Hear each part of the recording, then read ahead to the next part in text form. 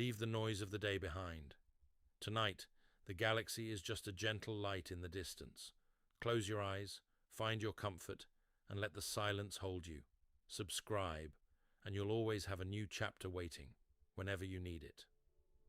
The universe is quiet tonight. You are safe here.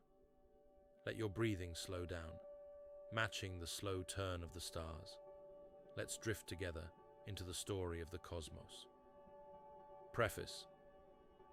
11 years have elapsed since the writer's first work on Mars was published in, which were recorded the facts gleaned in his research up to that time, and in which was set forth a theory of their explanation. Continued work in the interval has confirmed the conclusions there stated, sometimes in quite unexpected ways.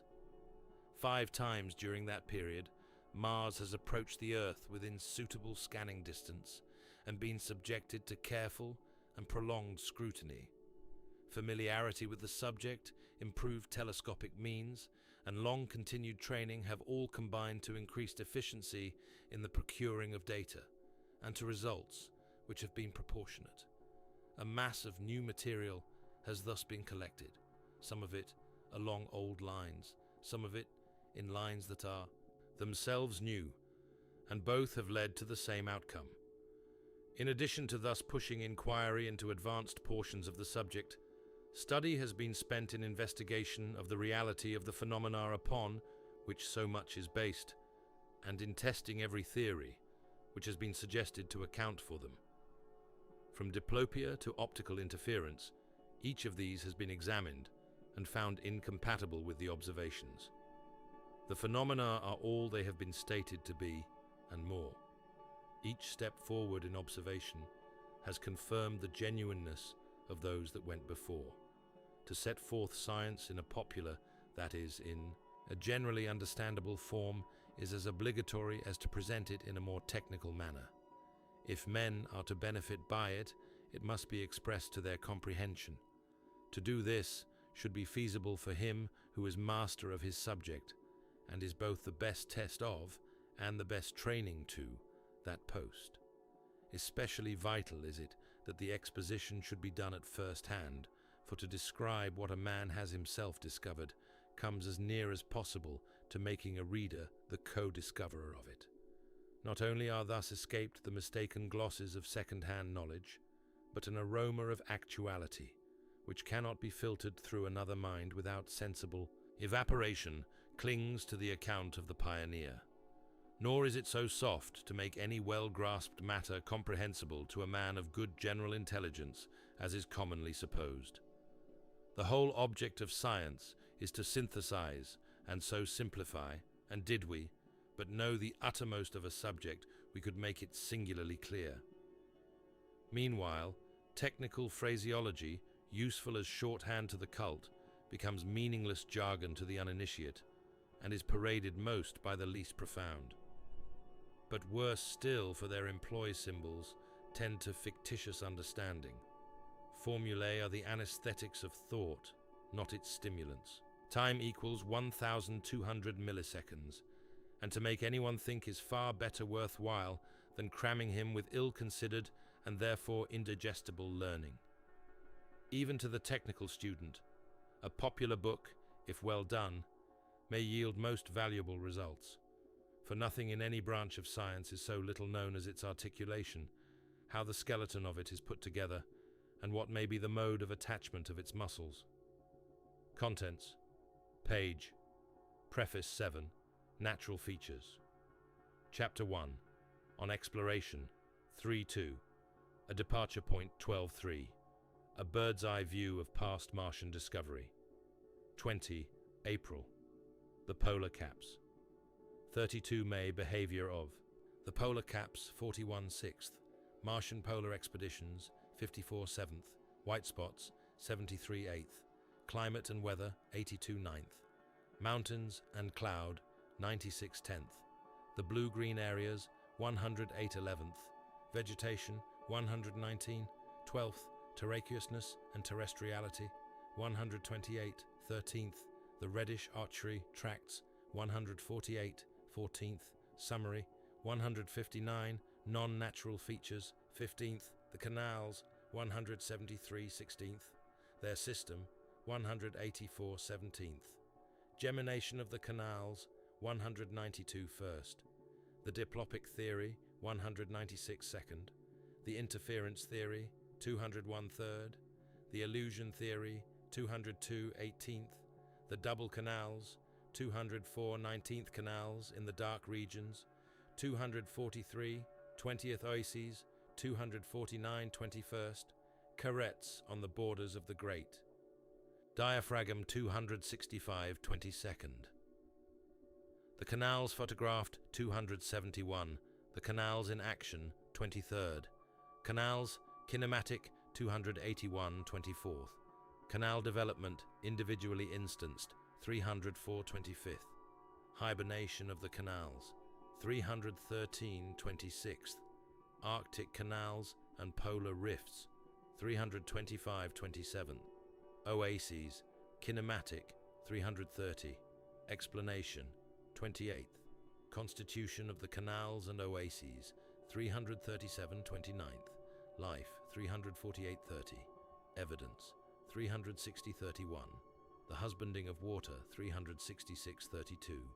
Conclusion 376. Index 385. List of illustrations plates. Mars Hill frontispiece. Page The Hermitage 8. The San Francisco Peaks 18. Martian Maps by Iber and Maedler 1840 26-2. Kaiser 1864 26 3rd.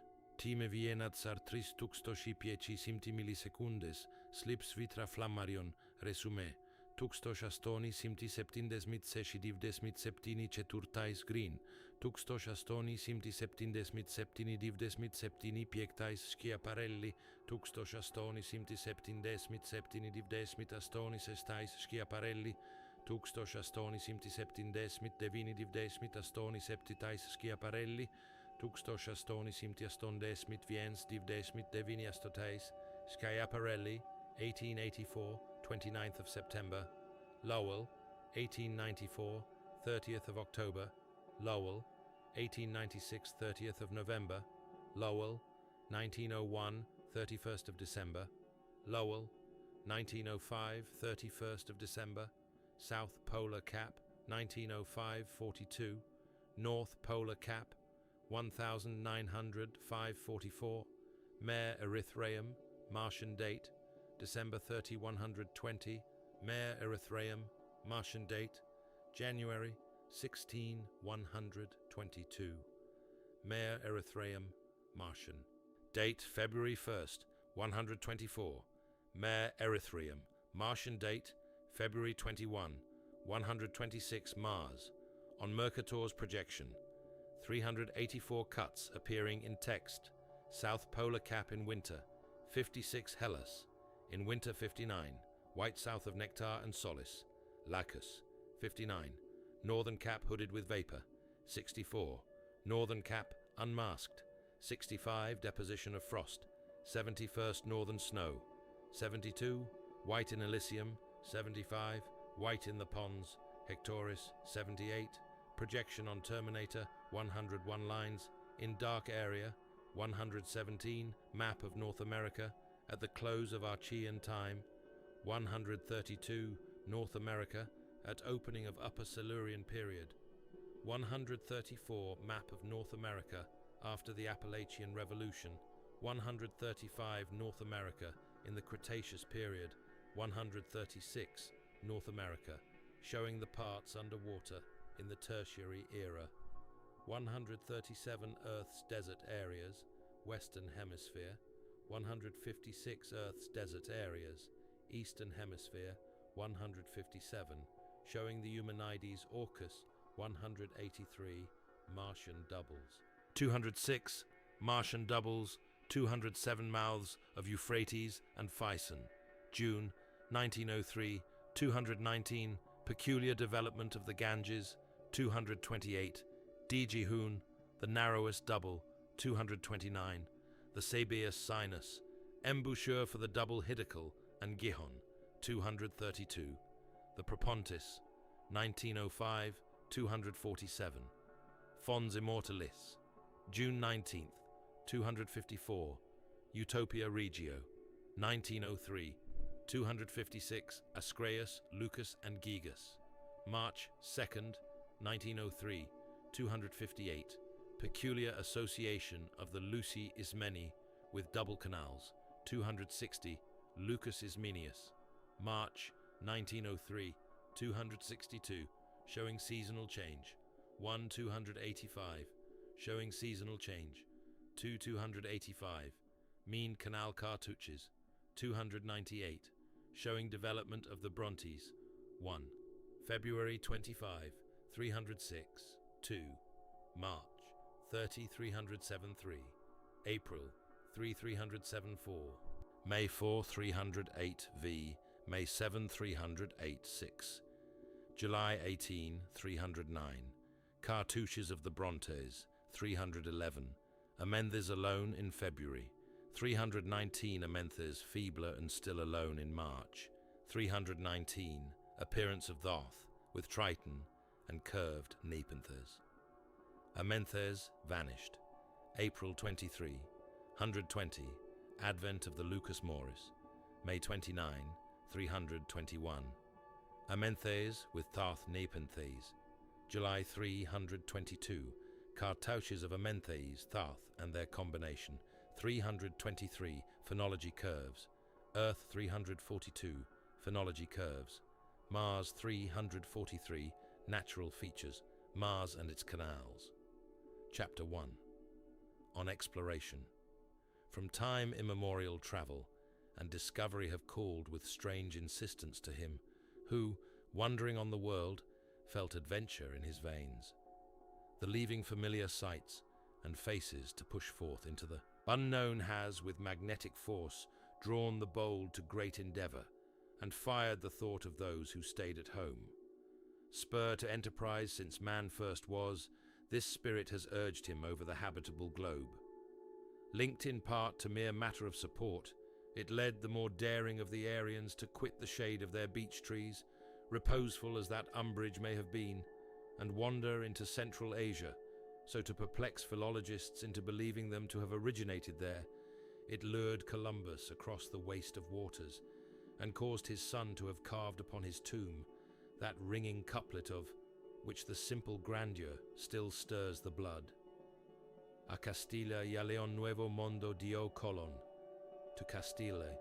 Time equals 1,200 milliseconds greater than, and Leon beyond the wave.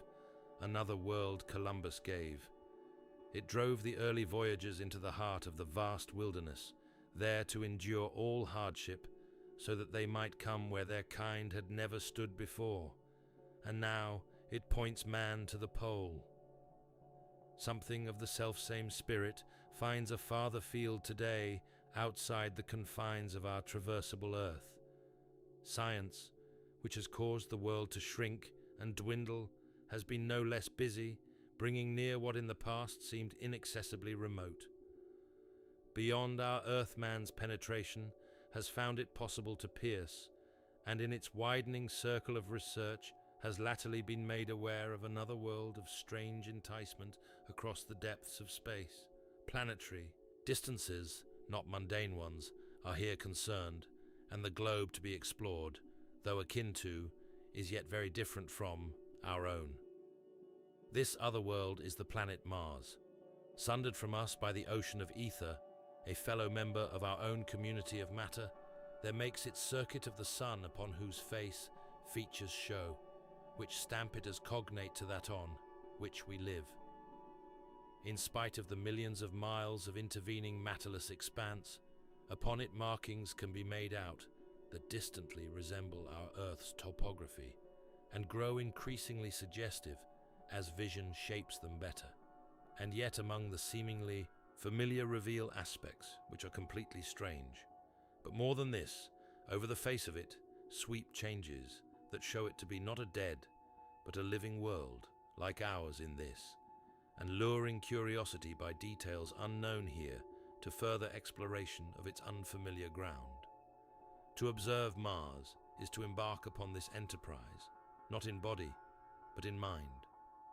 Though parted by a gulf more impassable than any sea, the telescope lets us traverse what otherwise had been barred, and lands us at last above the shores we went forth to seek. Real the journey is, though incorporeal in kind, since the seeing strange sights is the essence of all far wanderings. It is as truly travel, so the eye arrive as if the body kept it company. Indeed, sight is our only far viatic sense. Touch and taste both hang on contact. Smell stands indebted to the near, and even hearing waits on ponderable matter where sound soon dissipates away. Only sight soars untrammeled of the grosser adjunct of the flesh to penetrate what were otherwise unfathomable space. What the voyager thus finds himself envisaging shares by that very fact, in the expansion of the sense that brought him there. No longer tied by means of transport to seas his sails may compass, or lands his feet may tread, the traveller reaches a goal removed in kind from his own habitat. He proves to have adventured. Time equals 1,200 milliseconds, not into unknown parts of a known world, but into one new to him in its entirety. In extent alone he surveys what dwarfs the explorer's conquests on Earth, but size is the least of the surprises there in store for him. What confronts his gaze finds commonly no counterpart on Earth. His previous knowledge stands him in scant stead, for he faces what is so removed from everyday experience that analogy no longer offers itself with safety as a guide. He must build up new conceptions from fresh data and slowly proceed to deduce the meaning they may contain. Science alone can help him to interpretation of what he finds, and above all, must he wean himself from human prejudice and earthbound limitation, for he deals here with ultra-mundane things, with just enough of cosmogony in common to make decipherment not despairable. This world is yet so different from the one he personally knows as to whet curiosity at every turn. He is permitted to perceive what piques inquiry, and by patient adding of point-to-point promises, at last a rational result. Like mundane exploration, it is arduous too. Ad astra per aspera is here literally true. For it is a journey not devoid of hardship and discomfort, by the way. Its starting point preludes as much. To get conditions proper for his work, the explorer must forego the haunts of men, and even those terrestrial spots found by them most habitable. Astronomy now demands bodily abstraction of its devotee. Its deities are gods that veil themselves amid man-crowded marts and impose withdrawal and seclusion for the prosecution of their cult, as much as any worshipped for other reason in more primeval times. To see into the beyond requires purity, in the medium now as formerly in the man, as little air as may be, and that only of the best is obligatory to his enterprise, and the securing it makes him perforce a hermit from his kind. He must abandon cities and forego plains. Only in places raised above and aloof from men can he profitably pursue his search, places where nature never meant him to dwell, and admonishes him of the fact by sundry hints of a more or less distressing character. To stand a mile and a half nearer the stars is not to stand immune. Thus it comes about that today, besides its temples erected in cities, monasteries in the wilds are being dedicated to astronomy, as in the past to faith, monasteries made to commune with its spirit, as temples are to communicate the letter of its law. Pioneers in such profession, those already in existence are, but the precursors of many yet to come, as science shall more and more recognize their need. Advance in knowledge demands what they alone can give. Primitive, too, they must be as befits the still austere sincerity of a cult, in which the simplest structures are found to be the best. Still, the very wildness of the life their devotee is forced to lead has in it a certain fittingness for his post, in its primeval detachment from the too earthbound, in concept as in circumstance. Withdrawn from contact with his kind, he is by that much raised above human prejudice and limitation. To sally forth into the untrod wilderness in the crisp and dark of a winter's small hours of the morning, with the snow feet deep upon the ground and the frosty stars for mute companionship, is almost to forget one's self, a man for the solemn awe of one's surroundings.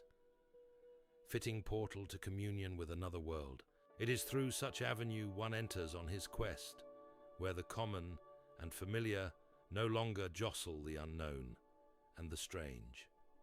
Nor is the stillness of the stars invaded, when some long unearthly howl, like the wail of a lost soul, breaks the slumber of the mesa forest, marking the prowling presence of a stray coyote. Gone as it came, it dies in the distance on the air that gave it birth, and the gloom of the pines swallows up one's vain peering after something palpable, their tops alone decipherable in dark silhouette against the sky. From amid surroundings that for their height and their intonancy fringe the absolute silence of space, the observer must set forth who purposes to cross it to another planetary world. Illustration: the Hermitage. But the isolation of his journey is not always so forbidding. His coming back is no less girt with grandeur of a different though equally detached a kind. Even before the stars begin to dim in warning to him to return, a faint suffusion, as of half-suspected light, creeps into the border of the eastern sky. Against it, along the far pine-clad horizon, mesa after mesa, in shaggy lines of sentineling earth, stands forth dark-marshalled in the gloom, informed with prescience of what is soon to come. Imperceptibly the pallor grows, blanching the face of night, and one by one extinguishing the stars. Slowly then, it takes on colour, tinging ever so faintly to a flush that swells and deepens as the minutes pass. One had said the sky lay dreaming of the sun in pale imagery at first, that gathers force, and feeling till the dreamer turns thus rosy red in slumbering supposition of reality. Then the blush dies out, the crimson fades to pink, the pink to ashes. The stars have disappeared, and yet it is not day. It is the supreme moment of the dawn, the hush with which the earth awaits its full awakening. For now again the colour gathers in the east, not with the impalpable suffusion it had before, but nearer and more vivid. No longer reflectively remote, rays imminent of the sun strike the upper air, the most adventurously refrangible, turning the underside of a few stray clouds into flame-hued bars of glowing metal. They burn thus in the silent east, first red, then orange, and then gold, each spectral tint in prismatic revelation, coming to join the next, till in a sudden blinding burst of splendor, the solar disk tops the horizon's rim. Not less impressive is the journey when the afternoon watch has replaced the morning vigil by the drawing of the planet nearer to the sun. Lost in the brilliance of the dazzling sky, the planet lies hid from the senses' search. The quest were hopeless, did not the mind guide the telescope to its goal. To theory alone is it visible still, and so to its predicted place the observer sets his circles, and punctual to the prophecy, the planet swings into the field of view. One must be dulled by long routine to such mastery of mind, not to have the act itself clothed with a sense of charmed withdrawal the object of his quest. So much, and more there are of traveller's glimpses by the way, compensation that offsets the frequent discomfort, and even balking of his purpose by inopportune cloud. For the best of places is not perfect, and a storm will sometimes rob him of a region he wished to see. He must learn to wait upon his opportunities. Time equals 1,200 milliseconds greater than, and then no less to wait for mankind's acceptance of his results. For in common with most explorers, he will encounter on his return that final penalty of penetration, the certainty at first of being disbelieved. In such respect, he will be even worse off than were the other world discoverers of the 15th and 16th centuries, for they at least could offer material proof of things that they had seen. Dumb Indians, and gold spoke more convincingly than the lips of the great navigators. To astronomy, too, that other world was due. Without a knowledge of the earth's shape and size got from Francisco of Pisa, Columbus had never adventured himself upon the deep. Time equals, quote, 3,500 milliseconds, quote, slash greater than. But more than this, an astronomer it was, in the person of Americus Vespucius, who first discovered the New World by recognizing it as such, Columbus never dreaming he had lighted upon a world that was new. Nor does it impair one jot or tittle of his glory that he knew it not. Nothing can deprive him of the imperishable fame of launching forth into the expanse in hope of a beyond, though he found not what he sought, but something stranger still. So curiously has it been with the Trans-Etherian. He made there voyage after voyage, much as Columbus did on Earth, with even less of recognition from home. As with Columbus too, the full import of his great discovery lay hid even to him, and only by discoveries since is gradually resulting in recognition of another sentient world. Chapter 2. A Departure Point.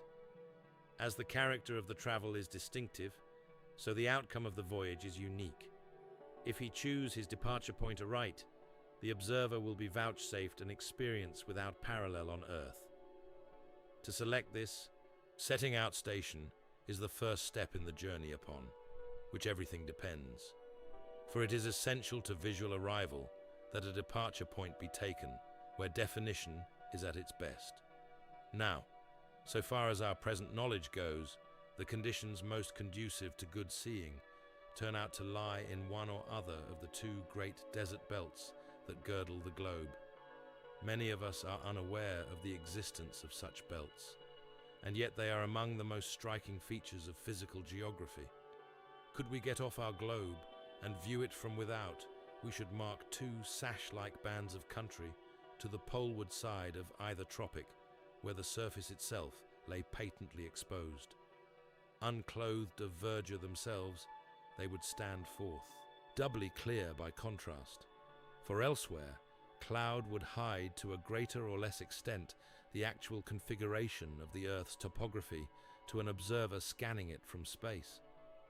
One of these sash-like belts of desert runs through Southern California, Arizona, New Mexico, the Sahara, Arabia Petraea, and the Desert of Gobi. The other traverses Peru, the South African veldt, and Western Australia. They are desert because in them rain is rare, and even clouds seldom form. In a twofold way, they conduce to astronomic ends. Absence of rain makes primarily for clear skies, and secondarily for steady air. Time equals 1,200 milliseconds slash greater than, and the one of these conditions is no less vital to sight than the other. Water vapor is a great upsetter of atmospheric equilibrium, and commotion in the air the spoiler of definition. Thus, from the cloudlessness of their skies, man finds in them most chance of uninterrupted communion with the stars, while by suitably choosing his spot, he here obtains as well that prime desideratum for planetary work, as near a heavenly equanimity in the air currents over his head as is practically possible. From the fact that these regions are desert, they are less frequented of man, and the observer is thus perforce isolated by the nature of the case, the regions best adapted to mankind being the least suited to astronomic observations. In addition to what nature has thus done in the matter, humanity has further differentiated the two classes of sights by processes of its own contriving. Not only is civilized man actively engaged in defacing such part of the Earth's surface as he comes in contact with, he is equally busy blotting out his sky. In the latter uncommendable pursuit, he has in the last quarter of a century made surprising progress. With a success only too undesirable, his habitat has gradually become canopied by a welkin of his own fashioning, which has rendered it largely unfit for the more delicate kinds of astronomic work. Smoke from multiplying factories, by rising into the air and forming the nucleus about, which cloud collects, has joined with electric lighting to help put out the stars. These concomitants of advancing civilization have succeeded above the dreams of the most earth-centered in shutting off sight of the beyond, so that today few city-bred children have any conception of the glories of the heavens, which made of the Chaldean shepherds astronomers in spite of themselves. The old world and the new are alike affected by such obliteration. Long ago, London took the lead with fogs proverbial, wholly due to smoke, fine particles of solid matter in suspension making these points of condensation about, which water vapor gathers to form cloud. With the increase of smoke-emitting chimneys over the world, other centers of population have followed suit till today Europe and eastern North America vie with each other as to which sky shall be the most obliterate. Even when the obscuration is not patent to the layman, it is evident to the meteorologist or astronomer. By a certain dimming of the blue, smoke or dust reveals its presence high up aloft, as telltalely as if the thing itself were visible. Sometime since the writer had occasion to traverse Germany in summer from Göttingen to Cologne, and in so doing was impressed by a cloudiness of the sky he felt sure had not existed when he knew it as a boy. For the change was too startling and extensive to be wholly laid to the score of the brighter remembrances of youth. On reaching Cologne he mentioned his suspicion to Klein, only to find his own inference corroborated. Observations made 20 years ago being impracticable today. 2 years. 2. Later in Milan, Celoria told the same story, the study of Mars having ceased to be possible there for like cause. Factory smoke and electric lights had combined to veil the planet at about the time Schiaparelli gave up his observations because of failing sight. With a certain poetic fitness, the sky had itself been blotted just at the time the master's eye had dimmed. America is not behind in this race for sky extinction. In the neighborhood of its great cities, and spreading into the country round about the heavens, have ceased to be favorable to research. Not till we pass beyond the Missouri do the stars shine out as they shone before the white man came. Few astronomers even fully appreciate how much this means, so used does man get to slowly changing conditions. It amounts, indeed, between Washington and Arizona, to a whole magnitude in the stars, which may be seen. At the Naval Observatory of the former 64 stars were mapped in a region where, with a slightly smaller glass, 172 were charted at Flagstaff. Besides their immediate use as observing stations, these desert belts possess immediate interest on their own account in a branch of the very study their cloudlessness helps to promote. The branch here considered, the study of the planet Mars. They help explain what they permit to be visible. For in the physical history of the Earth's development, they are among the latest phenomena, and mark the beginning of that stage of world evolution into which Mars is already well advanced. They are symptomatic of the passing of a terraqueous globe into a purely terrestrial one. Desertism, the state into which every planetary body must eventually come, and for which, therefore, it becomes necessary to coin a word, has there made its first appearance upon the Earth. Standing as it does for the approach of age in planetary existence, it may be likened to the first grey hairs in man, or better still, it corresponds to early autumnal frost in the passage of the seasons. For the beginning to age in a planet means not decrepitude in its inhabitants, but the very maturing of this, its fruit. Evolution of mind in its denizens continues long after desolation in their habitat has set in.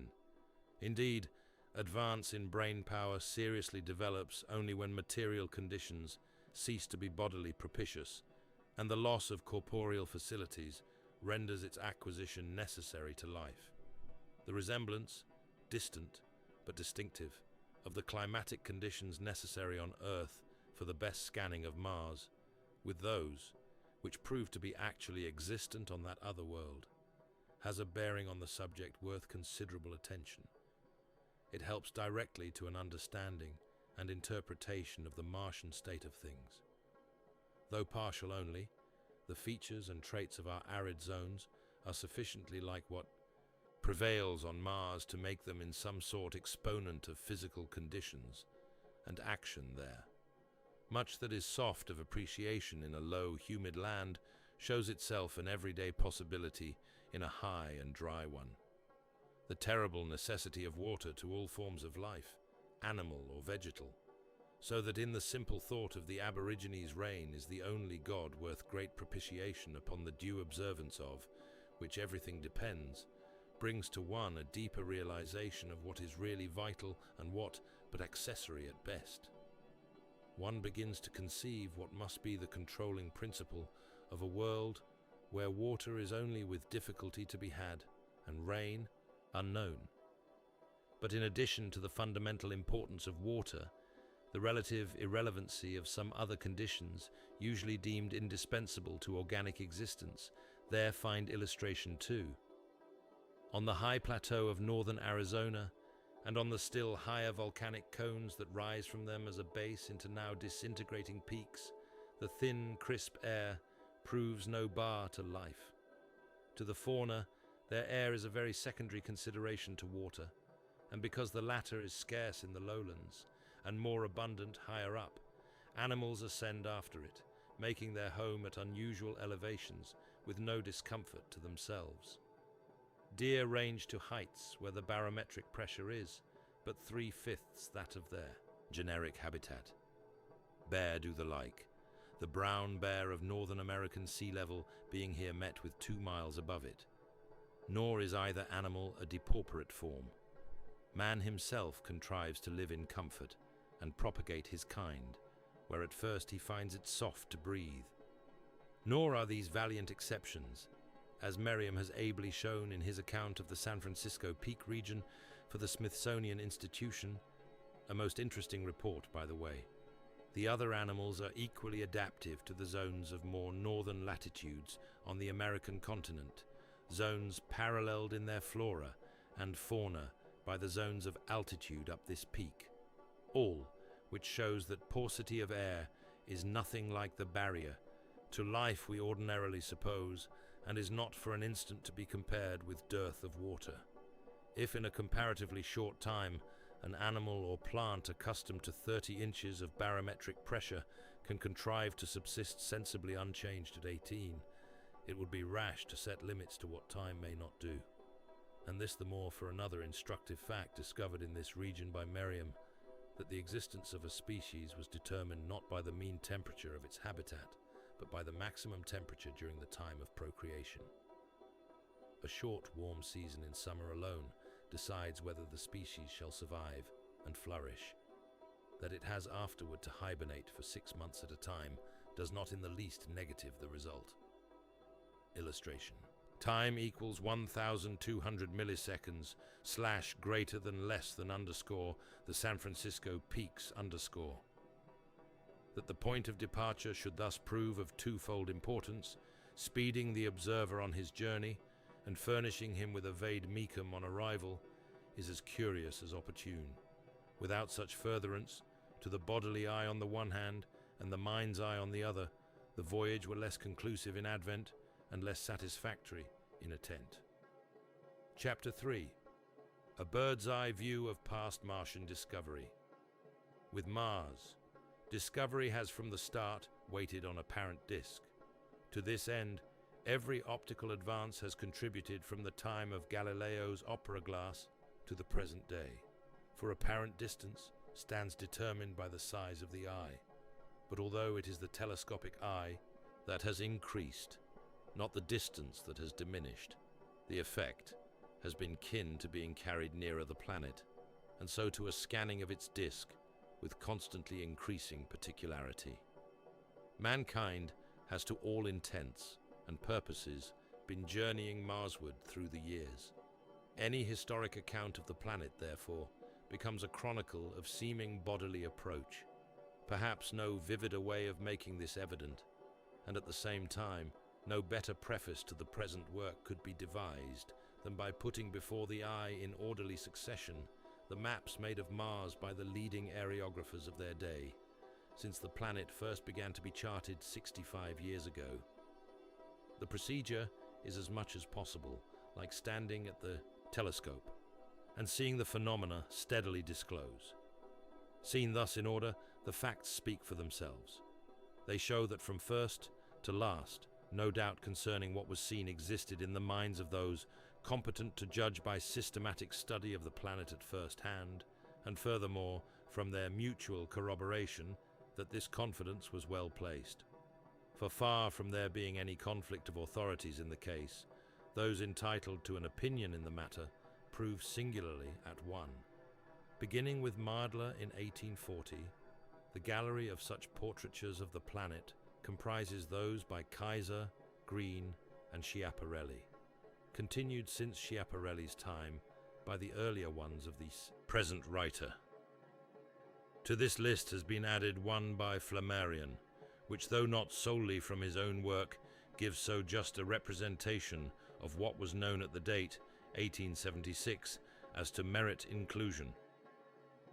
The remarkable drawings of Dawes and the excellent ones of Lockyer in 1862 to 1864 were never combined into maps by the observers, and though the formers were so synthesized by Proctor in 1867, the result was conformed to what Proctor thought ought to be, and so is not really a transcript of the drawings themselves. Each of the maps presented marked in its day the point areography had reached, and each tells its own story better than any amount of text. They are all made upon Mercator's projection, and omit, in consequence, the circumpolar regions. The later ones give, too, only so much of the surface as was shown at the opposition they record, for Mars, being tipped now one way, now another, regards the Earth differently according to its orbital position. In comparing them, therefore, the equator must be taken for medial line. Mercator's projection has been the customary one for portraying Mars, except for such oppositions as chiefly disclose the Arctic pole, and this too with a certain poetic fitness, for it comes by right of priority to delineation of a new world, seeing that Mercator was the first to represent in a map the mundane new world in its entirety, by the rather important addition of North America to the southern continent already known, and to give the whole the title America with Armor at the top of the map and Rika at the bottom. In looking at the maps, it is to be remembered that they are what we should call upside down, south standing at the top and north at the bottom. Inverted they show, because this is the way the telescopic observer always sees the planet. The disk would seem unnatural to astronomers were it duly righted. Just the same do men in the southern hemisphere look at our own Earth topsy-turvy according to our view, the sun being to the north of them. Time equals 1,200 milliseconds greater than, and the crisp to the south. Certain landmarks distinguishable in all the maps may serve for specific introduction. The V-shaped marking on the equator pointing to the north is the Syrtis Major, the first marking ever made out upon the planet, and drawn by the great Huygens in 1659. The isolated oval patch in latitude 26 degrees south is the Solis Lacus, the pupil of the Eye of Mars, while the forked bay on the equator, discovered by Dawes, is the Sebaeus Sinus, the dividing tongue of which, the Fastigium Arin, has been taken for the origin of longitudes on Mars. 12 maps go to make the series. They are as follows. Maker date Y. Time equals 3,500 milliseconds / greater than map of Beer, and Maedler 1842. Map of Kaiser 1864-3. Map of Flammarion, Resume 1876-4. Map of Green 1877-5. Map of Schiaparelli 1877-6. Map of Schiaparelli 1879-7. Map of Schiaparelli 1881-8. Map of Schiaparelli 1884-9. Map of Lowell 1894-10. Map of Lowell 1896-11. Map of Lowell 1901-12. Map of Lowell 1905. If these maps be carefully compared, they will be found quite remarkably confirmatory each of its predecessor. To no one will their inter-resemblance seem more salient than to draftsmen themselves, for none know better how surprisingly, even when two men have the same thing under their very noses to copy, their two versions will differ. Judgment of position and of relative size is one cause of variation, focusing of the attention on different details another. What slight discrepancies affect the maps are traceable to these two human imperfections. Maps 4 and 5 make a case in point. It was to his newfound canals that Schiaparelli gave heed to the neglect of a due toning of his map, while Green, less keen-eyed but more artistic, missed the delicate canaliform detail to make a speaking portraiture of the whole. Amid the remarkable continuity of progression here shown, in which each map will be seen to be at once a review and an advance, we may nevertheless distinguish three stages in the perception of the phenomena. Thus we may mark 1. A period of recognition of larger markings only, 1840 to 1877. 2.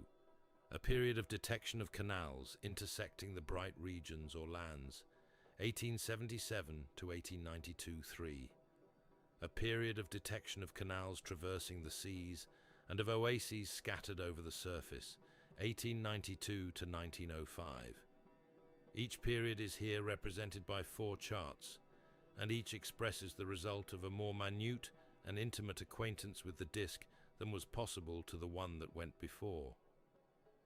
To realize, however, how accurate each was according to his lights it is only necessary to have the seeing grow steadily better some evening, as one observes. He will find himself recapitulating in his own person the course taken by discovery for all those who went before, and in the lapse of an hour live through the observational experience of 60 years, in much the same way that the embryological growth of an individual repeats the development historically of the race.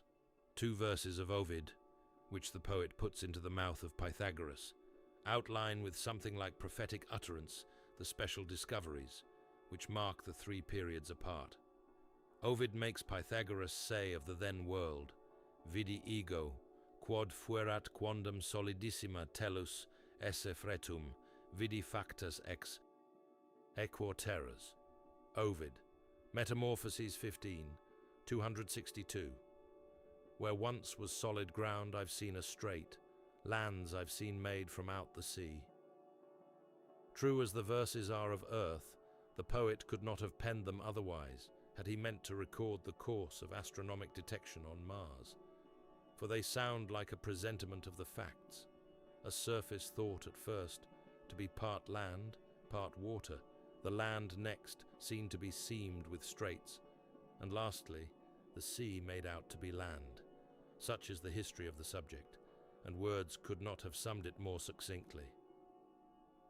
Vidi ego, quod fuerat quondam, solidissima tellus esse fretum, rings like Schiaparelli's own announcement of the discovery of the canals. Indeed, I venture to believe he would have made it had he chanced to recall the verse. So, vidi factus ex equore terras tells what has since been learned of the character of the seas. Of the 3 periods, the first was that of the main or fundamental markings only. It came in with Beer and Maedler, the inaugurators of areography, that they planned and executed their survey with, but a 4-inch glass shows that there is always room for genius at the top of any profession, and that instruments are not for everything in its instrumentality. Up to their day, the reality of the planet's features had been questioned by some people, in spite of having been certainly seen and drawn by Huygens and others. Beer and Maedler's labours proved them permanent facts beyond the possibility of dispute. The second period was the period of the discovery of the now famous canals, a new era in the study of Mars opened by Schiaparelli in 1877, map 5. Unsuspicious of what he was to stumble on, he seized the then favourable opposition to make, as he put it, a geodetic survey of the planet's surface. He hoped this undertaking feasible to the accuracy of micrometric measurement. His hopes did not belie him. He found that it was possible to measure his positions with sufficient exactness to make a skeleton map, on which to embody the markings in detail, and thus to give his map vertebrate support. But in the course of his work, he became aware of hitherto unrecognized ligaments connecting the seas with one another. Instead of displaying a broad unity of face, the bright areas appeared to be but groundwork for streaks.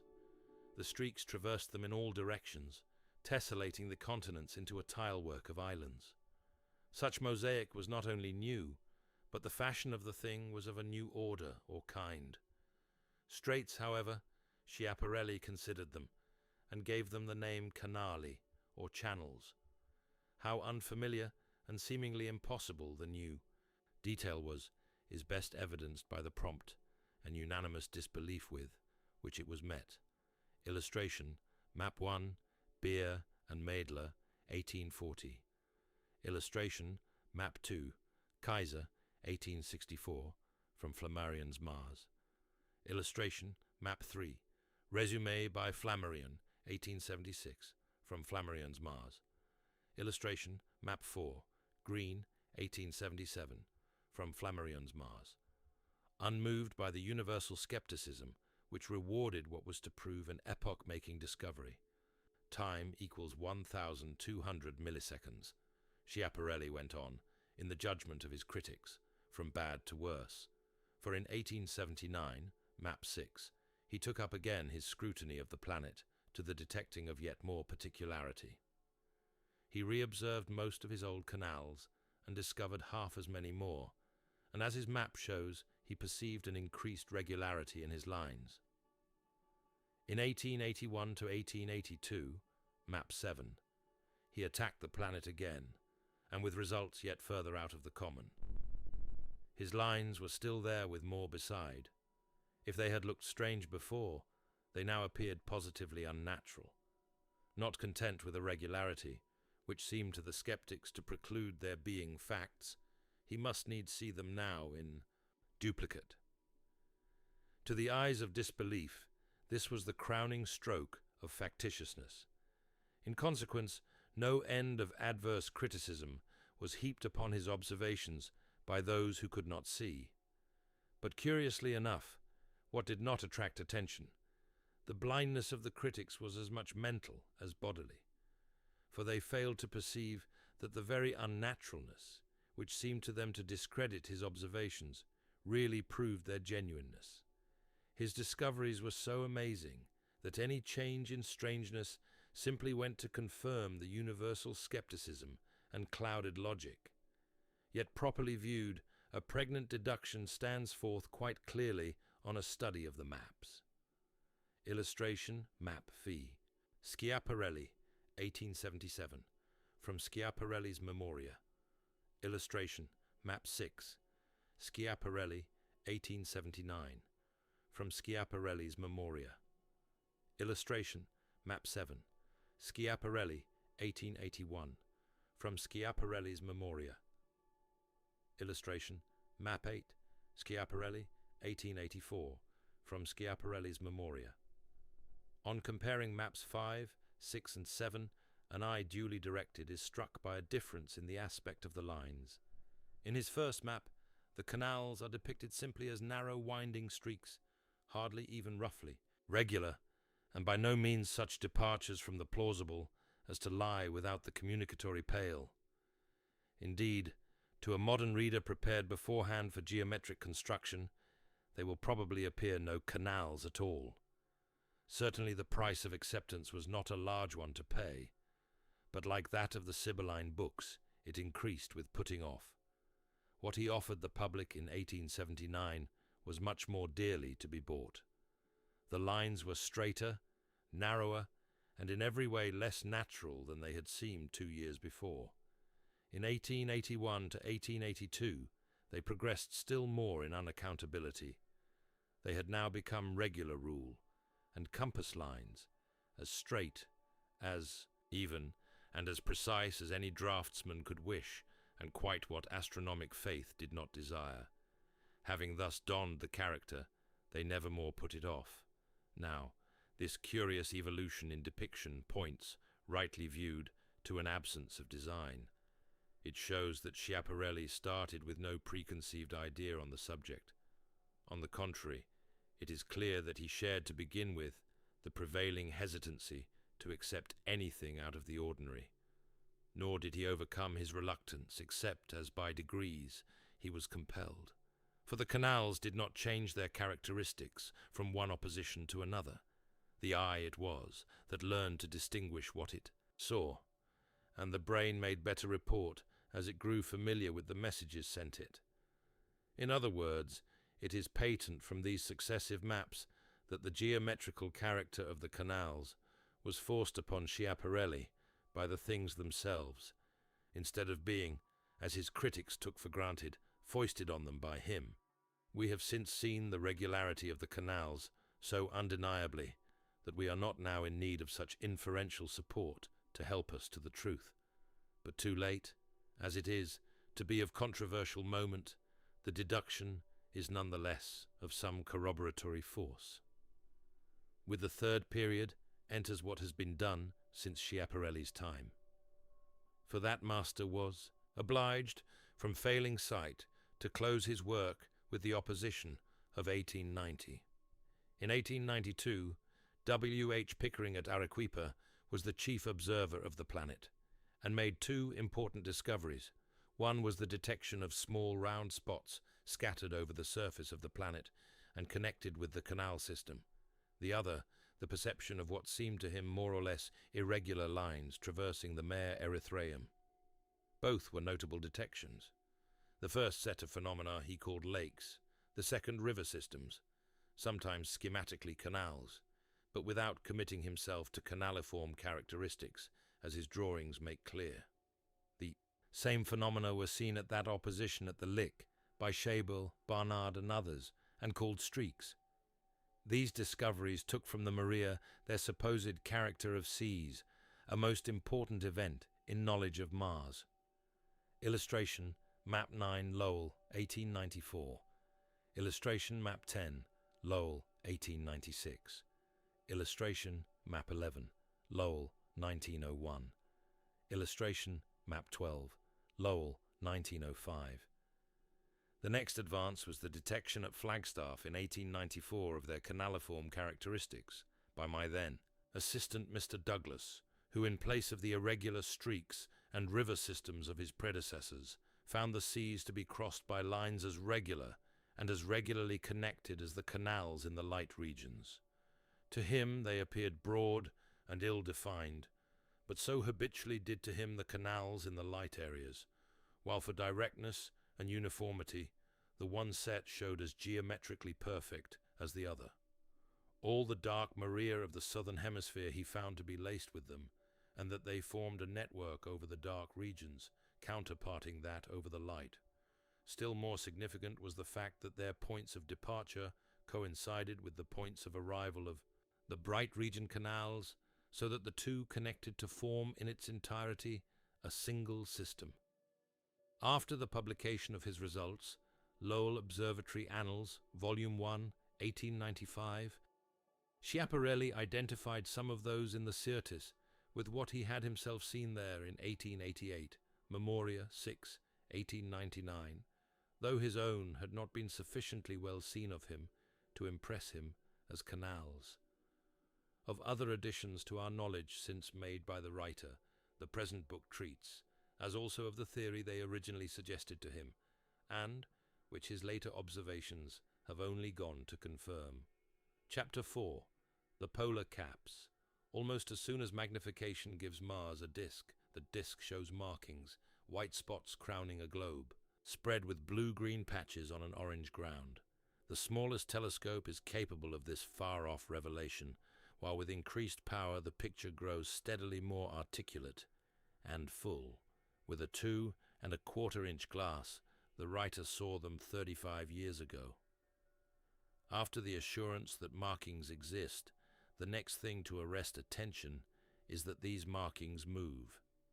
The patches of color first made out by the observer are shortly found by him to have shifted in place upon the planet, and this not through mistake on his part, but through method in the phenomena, for all do it alike.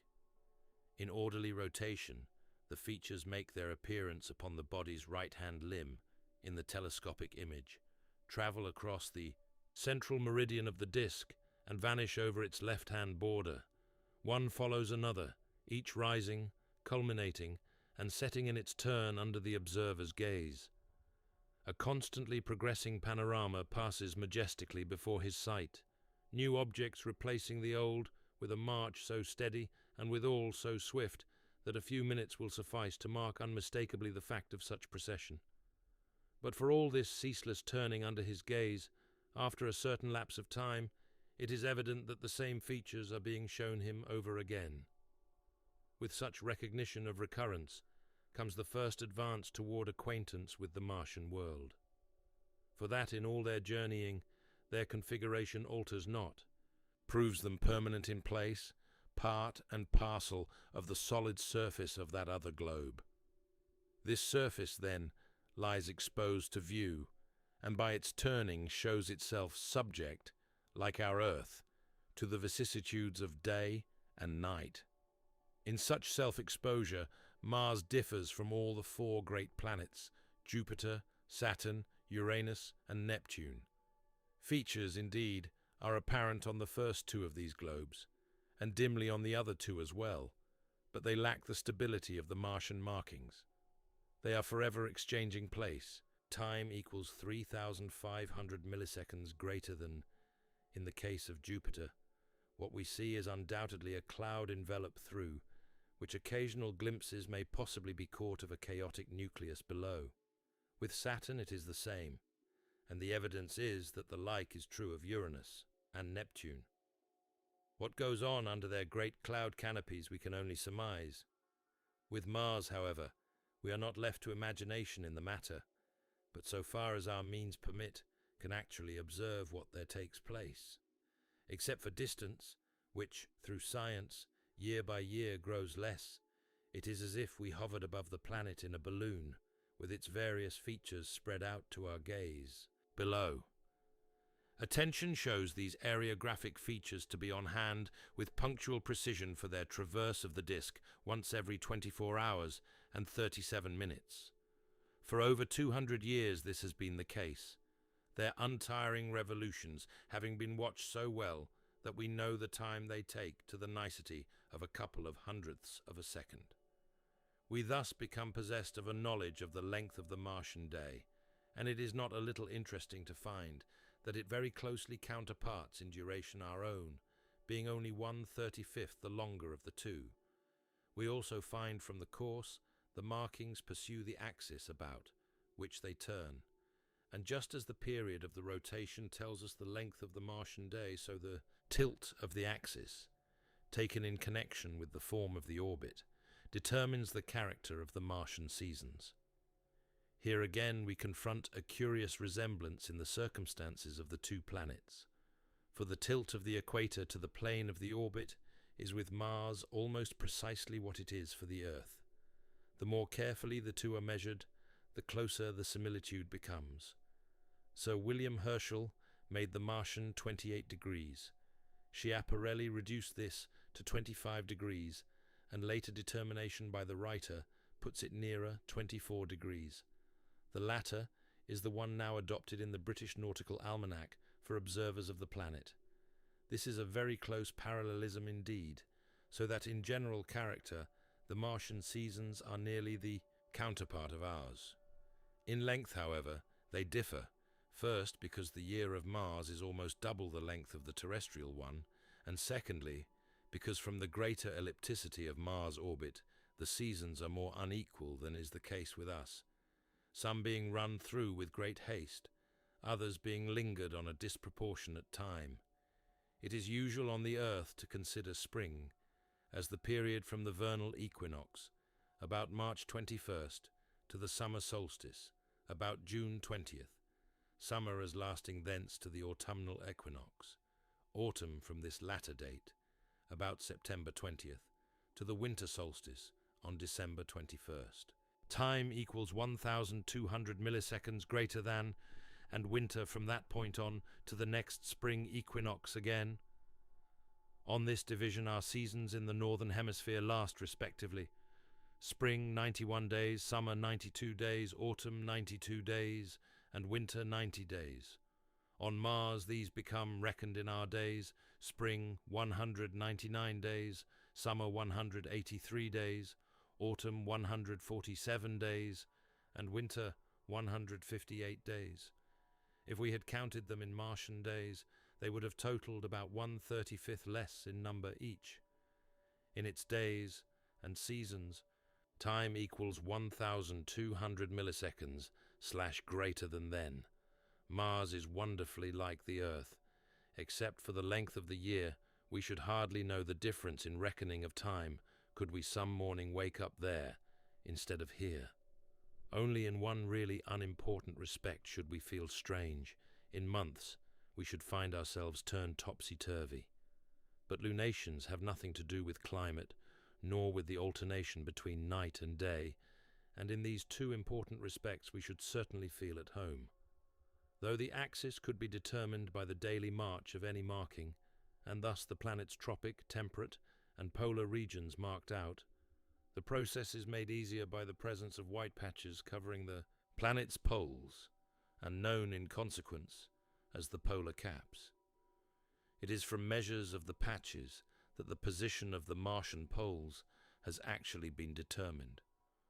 These polar caps are exactly analogous in general position to those which bonnet our own Earth. They reproduce the appearance of the ice and snow of our Arctic and Antarctic regions seen from space in a very remarkable manner. In truth, they are things of note in more ways than one, and would claim precedence on many counts. Priority of recognition, however, alone entitles them to premier consideration. Among the very first of the discs detailed to be made out by man, they justly demand description first. With peculiar propriety, the polar caps have thus the pars.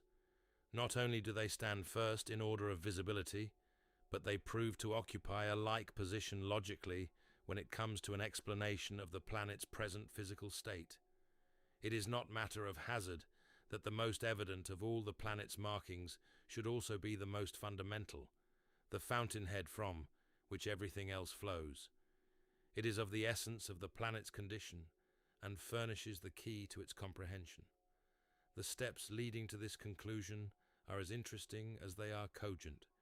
They start at the polar cap's visibility, for their size first riveted man's attention, and then attention to them disclosed that most vital of the characteristics of the planet's surface, change. Just as almost all of the features we note are permanent in place, showing that they belong to the surface, so are they all impermanent in character. Change is the only absolutely unchanging thing except position about the features the planet presents to view. It was in the aspect of the polar caps that this important fact first came to light. Not only did they thus initially instance a general law, they have turned out to make it, for by themselves changing, they largely cause change in all the rest. But for a long time, they alone exemplified its workings. To Sir William Herschel, we owe the first study of their change in aspect. This eminent observer noted that their varying size was subject to a regular rhythmic wax, and waned time to the course of the seasons of the planet's year. The caps increased in the winter of their hemisphere, and decreased in its summer, and being situate in opposite hemispheres, they did this alternately with pendulum-like precision. His observations were soon abundantly confirmed, for the phenomena take place upon a vast scale, and are thus easy of recognition. At their maximum spread, the caps cover more than 100 times as much ground as when they have shrunk to their minimum.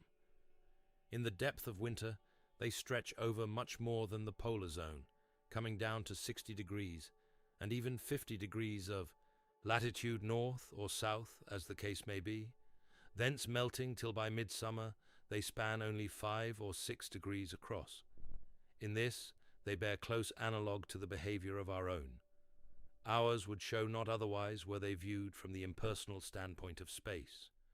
Very little telescopic aid suffices to disclose the Martian polar phenomena in this their more salient characteristics, and convince an observer of their likeness to those of the Earth. Anyone may note what is there going on by successive observations of the planet with a 3-inch glass. nor is the change by any means slow.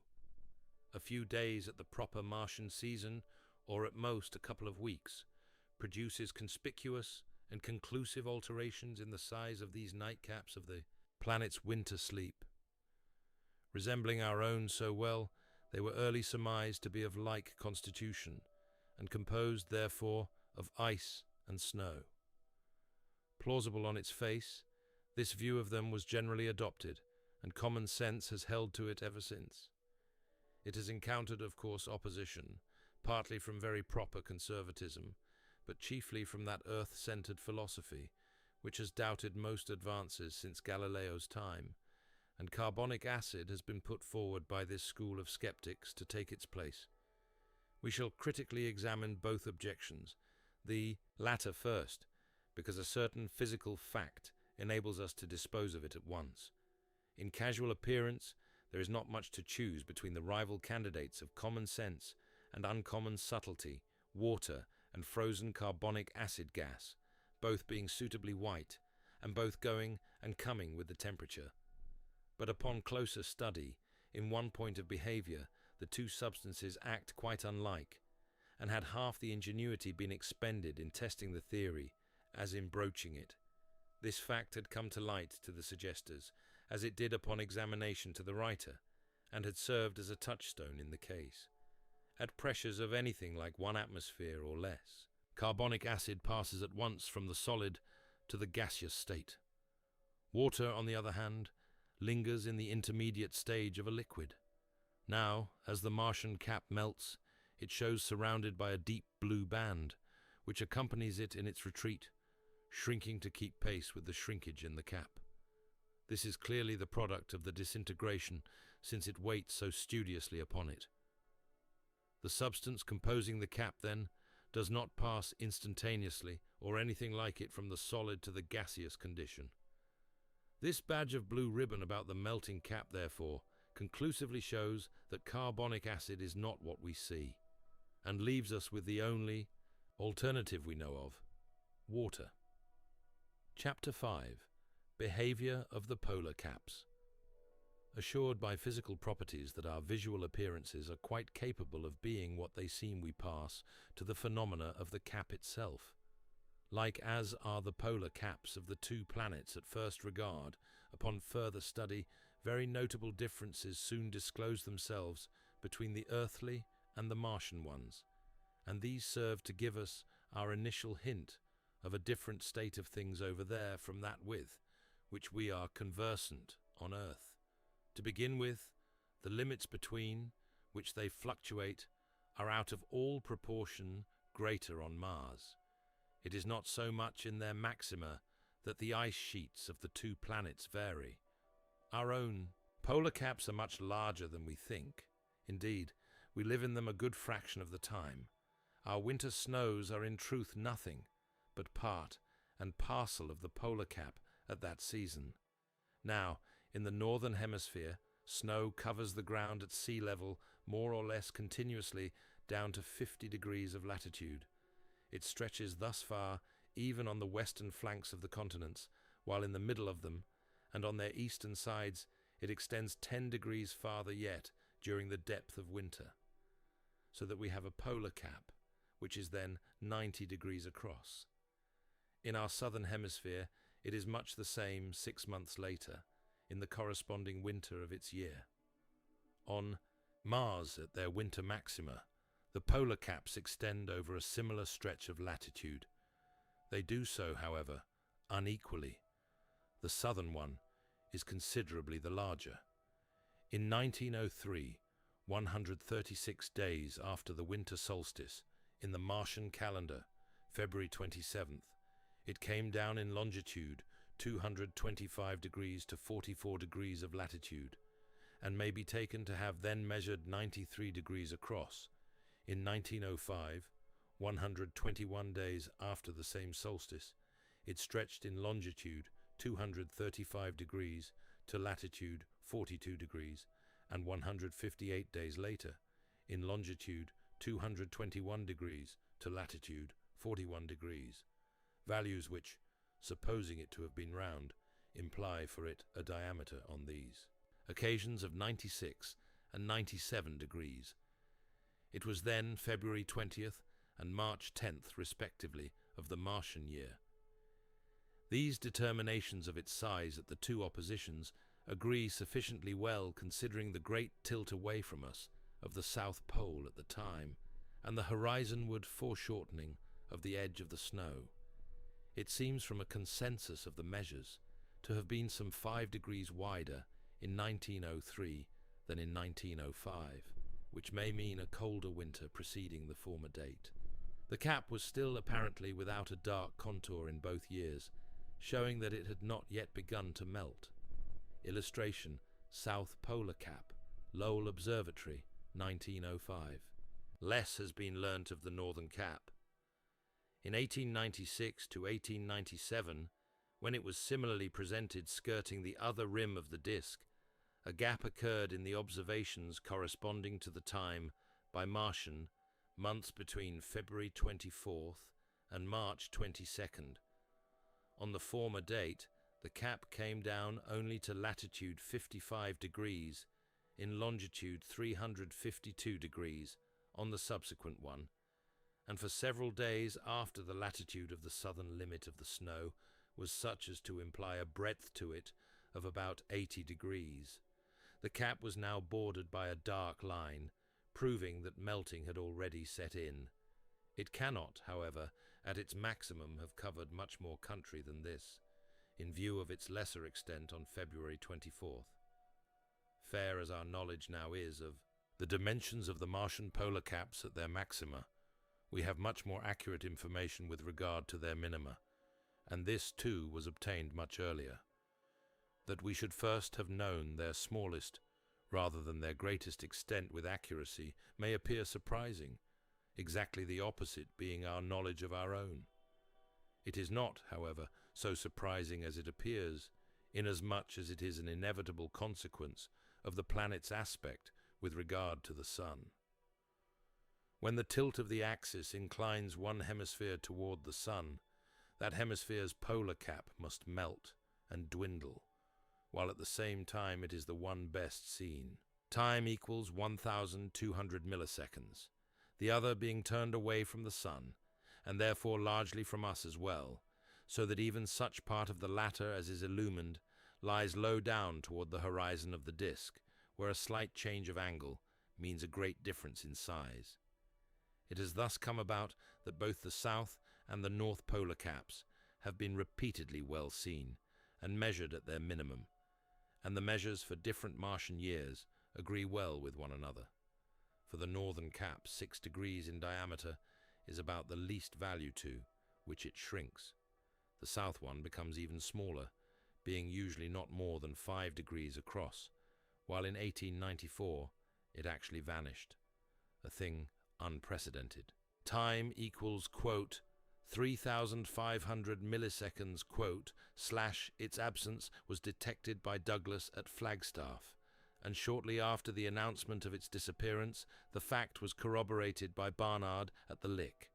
The position the cap would have occupied was, at the time, better placed for observation in America than in Europe, inasmuch as the cap is eccentrically situated with regard to the geographic pole, and its centre was then well on the side of the disk presented to us, while in Europe it was turned away.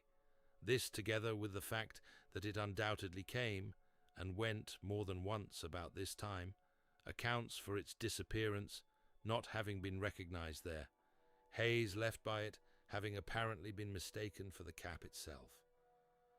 Illustration: North Polar Cap, Lowell Observatory, 1905. On Earth, the minima are much larger.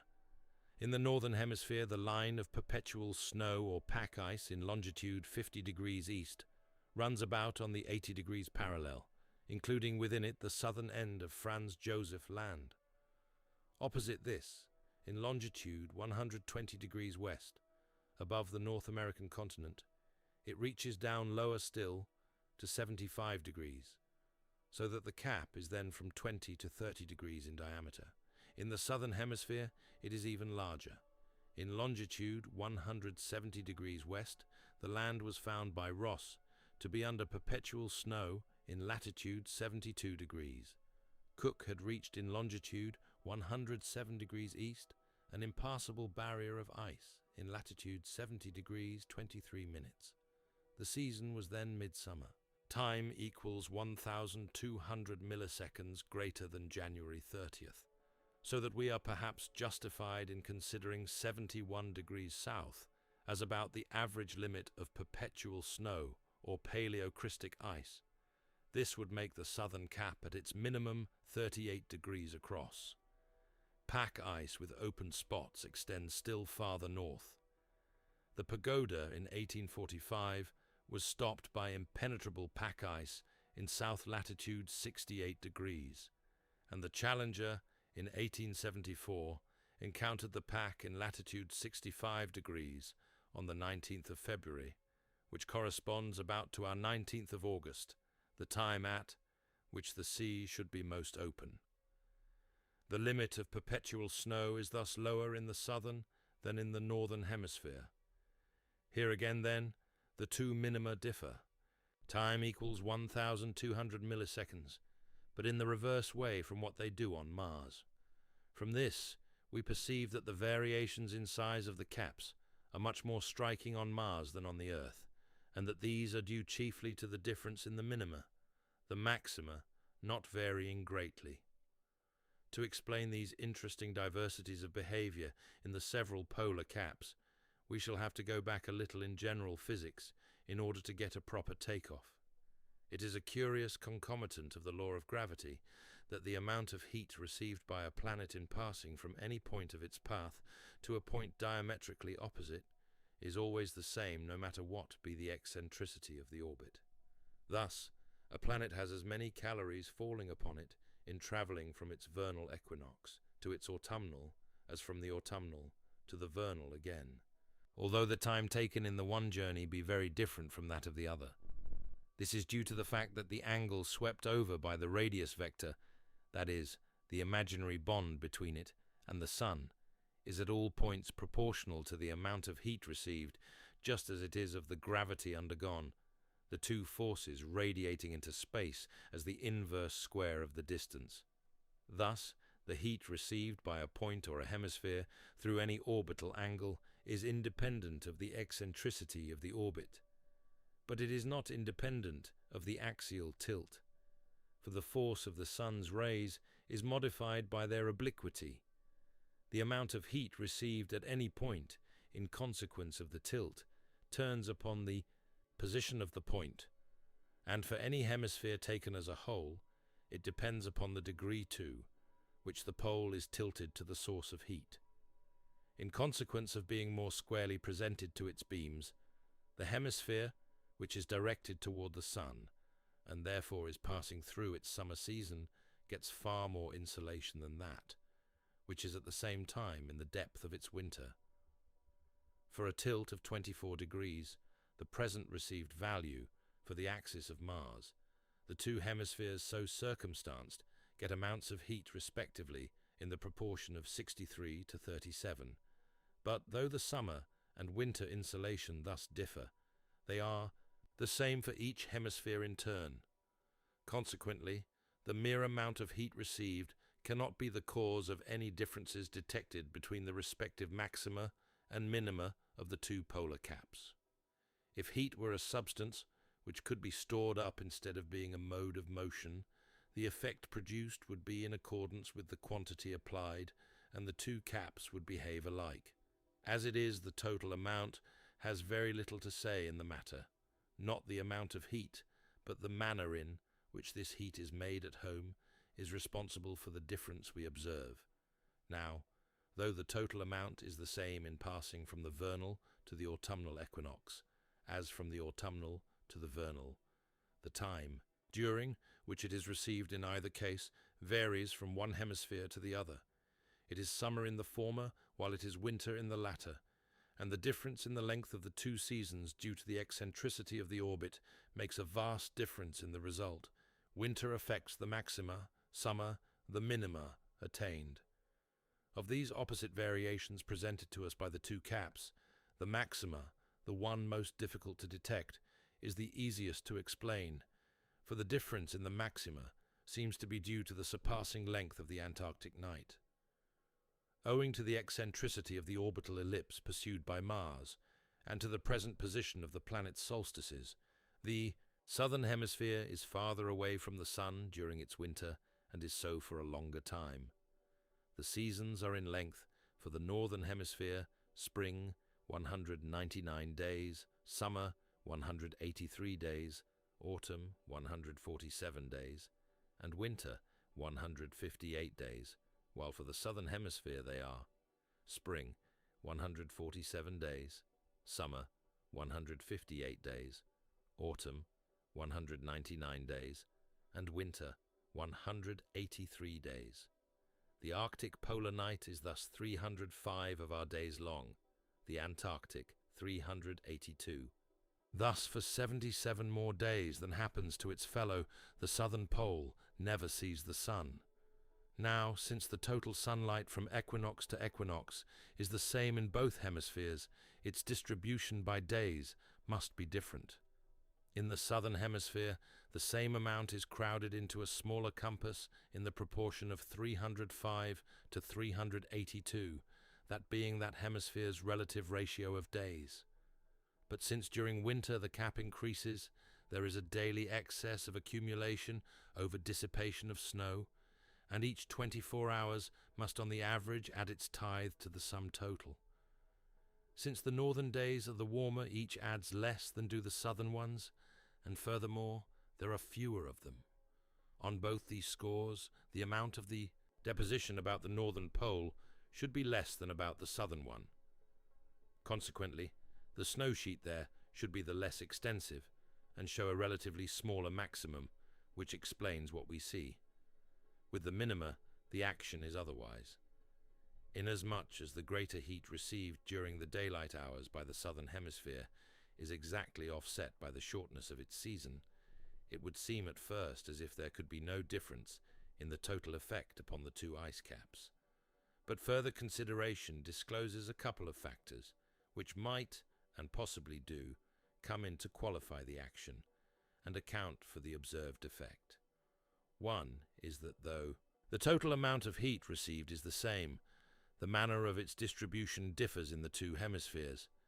In the northern one, the time from vernal to autumnal equinox is 382 days against 305 in the southern. Consequently, the average daily heat is then 5/4 more deep in the southern hemisphere.